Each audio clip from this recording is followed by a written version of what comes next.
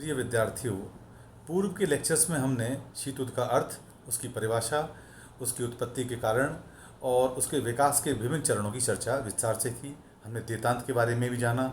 आज इस लेक्चर में हम शीत युद्ध की समाप्ति के कारण एवं इस समाप्ति का वैश्विक राजनीति पर जो प्रभाव पड़ा उसकी चर्चा करेंगे। सबसे पहले हम शीत युद्ध की समाप्ति के कारणों में के बारे में जानने का प्रयास करते हैं। जैसा कि आप सभी को मालूम है, द्वितीय विश्व युद्ध के समय प्रारंभ हुआ तथा इतने लंबे समय से चला रहा शीत युद्ध अचानक समाप्त हो गया। यद्यपि शीत युद्ध की समाप्ति अचानक हुई, तथापि इसकी प्रक्रिया लंबे समय से चली आ रही थी। अनेक तत्वों ने शीत युद्ध की समाप्ति में योगदान दिया। उनमें से कुछ प्रमुख कारणों को आज इस लेक्चर में हम समझने का प्रयास करते हैं। सब प्रमुख कारण हैं अमेरिका तथा सोवियत संघ दोनों की अवधारणाओं में परिवर्तन। इस समय तक आते आते दोनों महाशक्तियां सामरिक शक्ति के क्षेत्र में लगभग समान रूप से शक्तिशाली हो चुकी थीं, शक्ति प्राप्त कर चुकी थीं। दोनों ने यह अनुभव भी कर लिया था कि अब आणविक शस्त्र अस्त्रों के युग में युद्ध का तात्पर्य होगा दोनों ही पक्षों का संपूर्ण संहार। इसमें से किसी भी एक पक्ष की विजय नहीं होगी।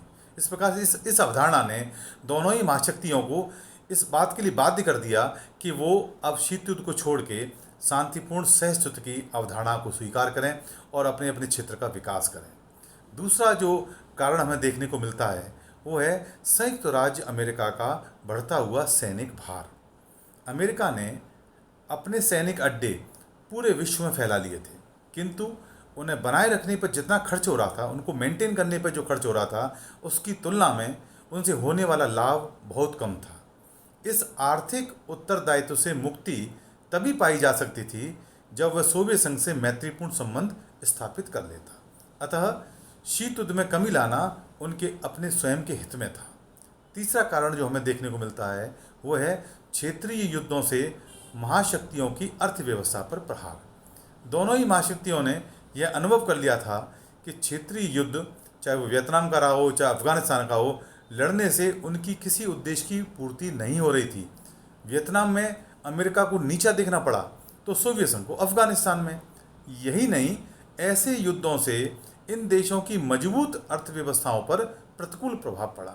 इसलिए उन्होंने ये विचार आया उनके दिमाग में कि हमें अब शीत युद्ध को छोड़ करके शांतिपूर्ण सहअस्तित्व की अवधारणा को स्वीकार करना चाहिए। वहीं एक अगला कारण हमें देखने को मिलता है वो है तत्कालीन सोवियत संघ के राष्ट्रपति गोर्बाचोव की नीतियाँ। उन्होंने दो नीतियाँ लागू की थीं, जैसा कि मैंने पूर्व में ही बताया था, पेरेस्ट्रोइका एवं ग्लासनोस्ट। जिस तरह से स्टालिन की नीतियों को शीत युद्ध के प्रारंभ हेतु उत्तरदायी माना जाता है, ठीक उसी तरह गोर्बाचोव की नीतियों को शीत युद्ध के अंत करने हेतु महत्वपूर्ण माना जाता है। मार्च 1985 में सत्ता में आने के साथ ही गोर्बाचोव ने ग्लासनोस्ट एवं पेरेस्ट्रोइका जैसी आर्थिक उदारवाद की नीतियां अपनाई। उनके कार्यों के परिणाम स्वरूप ही उन्हें नोबेल का शांति पुरस्कार भी मिला था, किंतु मुख्यतः उनकी नीतियों के कारण ही सोवियत संघ का विघटन भी हो गया। अगला जो कारण जिसने शीत युद्ध की समाप्ति के लिए उत्तरदायी हुआ वो था सोवियत संघ का विघटन। शीत युद्ध का अंत और सोवियत संघ का विघटन दोनों घटनाएं साथ साथ हुई। 26 दिसंबर 1991 को सोवियत संघ को सुप्रीम सोवियत ने अपने अंतिम अधिवेशन में सोवियत संघ की समाप्ति तथा स्वयं को भंग करने की घोषणा कर दी। सोवियत संघ के विघटन के साथ ही यह मान लिया गया कि सोवियत गुट समाप्त हो गया है। अतः जब प्रतिस्पर्धी गुटों में से एक गुट भी समाप्त हो गया तो शीत युद्ध का समाप्त होना स्वाभाविक ही था। अब शीत युद्ध की समाप्ति का वैश्विक राजनीति पर क्या प्रभाव पड़ा वो हमें जानना अत्यंत आवश्यक है। That is impact of cold war या impact of end of cold war on world politics. शीत युद्ध की समाप्ति के साथ वैश्विक राजनीति में व्यापक फेरबदल तथा परिवर्तन की संभावना से इनकार नहीं किया जा सकता। शीत युद्धोत्तर विश्व में अंतर्राष्ट्रीय संबंधों में व्यापक परिवर्तन आने की संभावनाएं बनी। पहला, शीत युद्ध के कारण अनेक सैनिक गठबंधनों का निर्माण किया गया था। वार्सा पैक्ट को तो भंग किया जा चुका था। यह संभावना भी कम बलवती नहीं है कि निकट भविष्य में अन्य उपयोगी रह जाने के कारण या तो अन्य सैनिक गठबंधन भी भंग कर दिए जाएं या उनका स्वरूप परिवर्तित होकर राजनीतिक सैनिक की जगह आर्थिक हो जाए। दूसरी बात है कि यह आशा की जानी चाहिए कि शीत युद्ध की समाप्ति के साथ शस्त्रों पर व्यय कम होगा तथा इस तरह से जो बचत होगी उसे विश्व के विकासशील देशों हेतु प्रयुक्त किया जा सकेगा, जिससे विश्व शांति और सहयोग का विस्तार हो। वहीं संयुक्त राज्य अमेरिका तथा रूस, जिसे पूर्व सोवियत संघ कहते थे, में नए सिरे से संबंध स्थापित होने से यह आशा की जानी चाहिए कि लंबे समय से दोनों के मध्य चले आ रहे विवादों, चाहे वो कंपूचिया का विवाद हो, चाहे वो कोरिया का विवाद हो, का समाधान संभव हो सकेगा। वहीं सोवियत संघ के विघटन के साथ विश्व में महाशक्ति तो मात्र एक अमेरिका ही रह गया, किंतु जर्मनी तथा जापान तीव्र गति से आर्थिक शक्तियों के रूप में उभरे हैं। वहीं चीन को एक बड़ी शक्ति के रूप में देखा जाना अनिवार्य हो गया है। अब विश्व द्विध्रुवी की जगह पर बहुध्रुवी हो गया है, मल्टीपोलराइजेशन हो गया है तथा भविष्य में इनके मध्य नए तरह के समीकरण उत्पन्न हो सकते हैं। पांचवा हमें देखने को मिलता है कारण शीत युद्ध के अंत में एक महत्वपूर्ण प्रभाव गुट निरपेक्ष आंदोलन पर भी होगा। जिस आंदोलन का जन्म ही गुटों की राजनीति से अलग रहने के लिए हुआ था, वह एक गुट के समाप्त हो जाने के लिए अपनी नई पहचान बनाए रखना अनिवार्य हो गया, अन्यथा उसके बने रहने का औचित्य समाप्त हो जाएगा। शीत युद्ध की समाप्ति का एक दूरगामी प्रभाव भारत की विदेश नीति पर भी होगा, क्योंकि अभी तक भारत एक तरह से अंतर्राष्ट्रीय क्षेत्र में सहयोग व समर्थन के लिए सोवियत संघ पर निर्भर रहता आया है। अब जब रूस ने पश्चिमी देशों के साथ अपने संबंधों को नए सिरे से परिभाषित करना प्रारंभ कर दिया है, तो भारत को भी कम से कम अंतर्राष्ट्रीय क्षेत्र में अपने लिए नए मित्रों की तलाश करनी होगी जो कश्मीर के प्रश्न पर उसका साथ दे सकें। यही नहीं, आर्थिक तथा राजनीतिक क्षेत्रों में भी भारत को नए संबंध स्थापित करने होंगे, जैसा कि वो कर भी रहा है।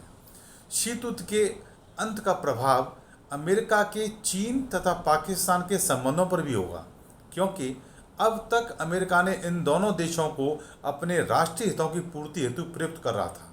अब शीत युद्ध की समाप्ति के साथ इन देशों का अमेरिका के लिए पहले जितना महत्व नहीं रह गया है। इसका एक परिणाम यह भी हो सकता है कि अब अमेरिका तथा भारत के संबंध भी पहले की इसकी अपेक्षा अधिक मित्रवत हो जाएं, अधिक फ्रेंडली हो जाएं। शीत युद्ध के अंत का दूरगामी प्रभाव रूस के साथ तृतीय विश्व के देशों के संबंधों पर भी होगा। अब तक पूर्व सोवियत संघ इन देशों को अत्यधिक मात्रा में आर्थिक तथा सैनिक सहायता देता आ रहा था। अब जब उसे स्वयं को आर्थिक सहायता की आवश्यकता है, तो वह पश्चिमी यूरोप के देशों के साथ अपने संबंध अंतरंग बनाने का प्रयास करेगा। अतः विश्व राजनीति में नए समीकरण उभर कर सामने आएंगे। दक्षिणी एशिया पर भी शीत युद्ध के अंत का एक प्रभाव इस रूप में भी संभव है कि भारत तथा पाकिस्तान के मध्य संबंधों में सुधार हों। यद्यपि दोनों देशों के मध्य अनेक द्विपक्षीय विवाद हैं जिनका समाधान इतना आसान नहीं है, तथापि अब दोनों देशों को क्रमशः सोवियत संघ तथा अमेरिका से प्राप्त होने वाली सहायता में अत्यधिक कमी हो जाने के कारण अपने संबंधों को सामान्य बनाने हेतु विवश होना पड़ सकता है, क्योंकि बाहरी सहायता के अभाव में दोनों ही देश कड़ा रुख को अपनाने की स्थिति में नहीं है। इस संभावना से भी इनकार नहीं किया जा सकता कि अब क्योंकि संघर्ष व्यापक स्तर पर नहीं होंगे, अतः उनका स्वरूप स्थानीय तथा प्रजातिगत एथनिक हो जाएंगे। ऐसे संघर्ष अधिक भयावह होंगे क्योंकि इनका क्षेत्र तो सीमित होगा, किंतु संघर्ष की गहनता अधिक होगी। इस तरह से संघर्षों का समाधान भी आसान नहीं होगा। शीत युद्ध के अंत का एक परिणाम यह भी होगा कि एक नई तरह की अंतर्राष्ट्रीय व्यवस्था की स्थापना का प्रयास हो, जिसकी मांग तृतीय विश्व के देश अनेक वर्षों से कर रहे हैं। इस तरह की व्यवस्था से अधिक न्यायपूर्ण तथा समानता पर आधारित होने की अपेक्षा करना गलत नहीं होगा। शीत युद्ध की समाप्ति का दूरगामी तथा सकारात्मक प्रभाव संयुक्त राष्ट्र संघ पर भी हो सकता है।